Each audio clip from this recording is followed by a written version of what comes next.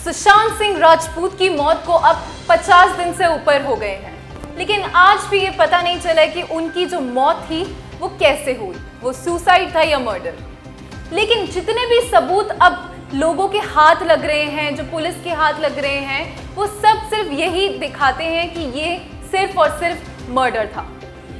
BJP नेता doctor Subramaniam स्वामी ने case लड़ा, उसके लिए उन्होंने 26 ऐसी बातें लिखी थी जिसके लिए ये केस सीबीआई को सौंप देना चाहिए। 26 में से 24 बातें ये बता रही थी कि ये मर्डर ही है और 2 बातें ये बता रही थी कि ये सुसाइड है।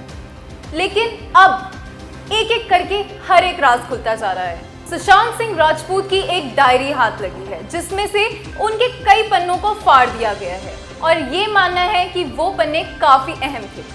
उनके एक दोस्त से बात करने पर पता चला कि उन्होंने 12 डायरीज बना रखी थी और पुलिस ने उसके बारे में कोई जानकारी नहीं दी है।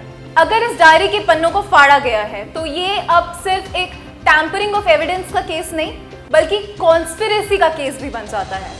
सीबीआई ने इस केस को री रजिस्टर कराए और एफआईआर में अब टैंपरिंग ऑफ एविडेंस के साथ साथ कॉन्स्पिरेसी और एबेटमेंट टू सुसाइड का केस भी डाला है। मशहूर डायरेक्टर विवेक अग्निहोत्री, जिन्होंने ताशकंद फाइल्स बनाई थी, उनका ये कहना है कि महाराष्ट्र की सरकार और बॉलीवुड के लोग मिले हुए हैं और वो सुसाइड के मामले में अपनी दखलंदाजी करके जिन लोगों ने उनका मर्डर किया है उनको बचाना चाहते हैं। कुछ दिनों पहले हमने देखा रिया चक्रवर्ती ने इंस्टाग्राम पे पोस्ट करते हुए कहा कि वो चाहती हैं कि एक सीबीआई इंक्वायरी हो, लेकिन उसके बाद उन्होंने एफआईआर होने पर, जब बिहार में एफआईआर हुई तो उन्होंने उस एफआईआर के लिए सुप्रीम कोर्ट में एक प्ली दे दी थी जिसके लिए उन्होंने कहा था कि ये केस को मुंबई पुलिस को हैंडओवर कर देना चाहिए।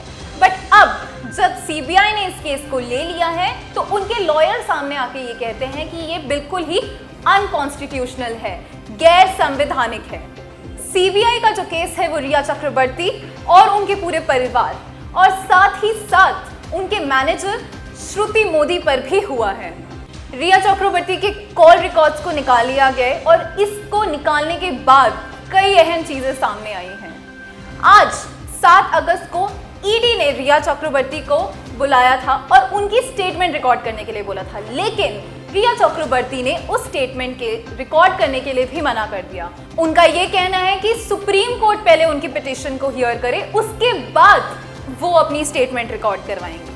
लेकिन ईडी ने उनकी इस रिक्वेस्ट को खारिज कर दिया है। ईडी ने सैम्यूल मिरांडा को भी इंटेरोगेट किया है जिसमें काफी अहम बातें सामने आई हैं।